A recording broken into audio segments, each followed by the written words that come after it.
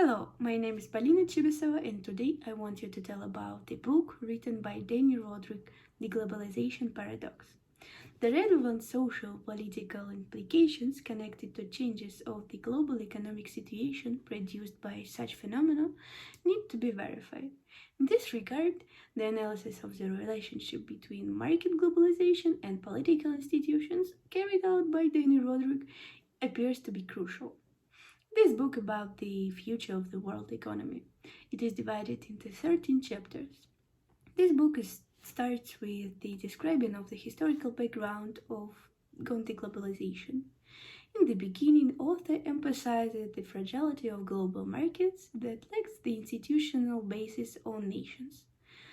He writes that global markets are problematic due to what was said above, and also they fall between existing institutional boundaries.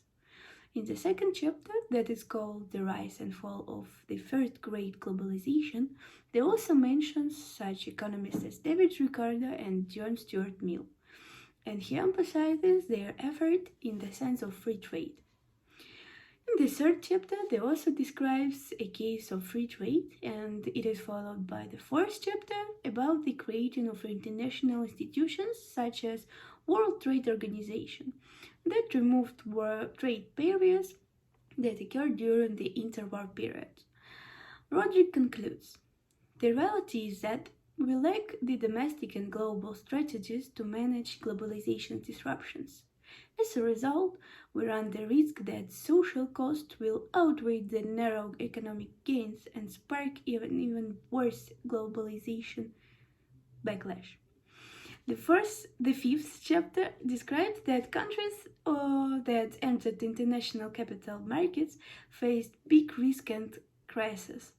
It also tells us about the end of Bretton Woods consensus on capital control and fixed exchange rates.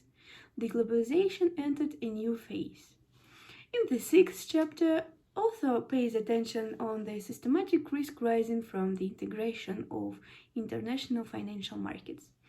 This chapter divides economists into two groups, foxes and hedgehogs. They're also concerned about the huge chasm that has developed between the reach of financial markets and the scope of their governance. However, Roderick rejects the case for global financial regulation. The seventh chapter, that is called Poor Countries in a Rich World, describes diverse experience of countries. It describes poverty in Africa and success in Asia, particularly in China. And in the next chapter, he tells us about the causes of such cases, and he also advocates a new development strategy, a post-Washington consensus that should change the balance between states and markets. A key chapter, ninth, in this chapter, Roderick argues that people cannot have hyperglobalization, nation-state, and democratic policies at the same time. He says that people can only have two of them.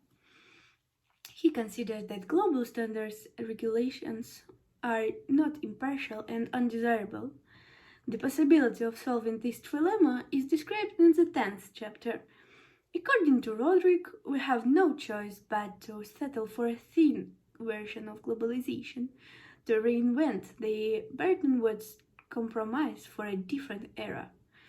Chapter 11 proposed 7 principles for a new model of globalization, and two final chapters presents Roderick's vision of a sane globalization.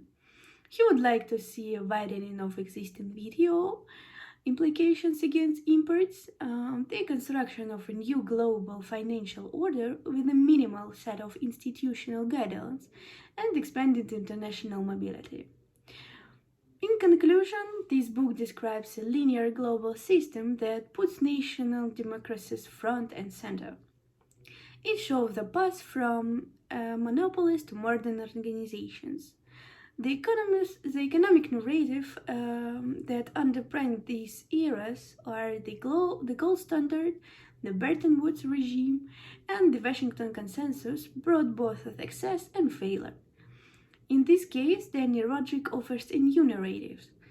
The globalization offered by the author, supported by a frame of international rules, shows the way to a balanced prosperity as we confront today's global challenges in trade, labor market, and finance. Thank you for your attention.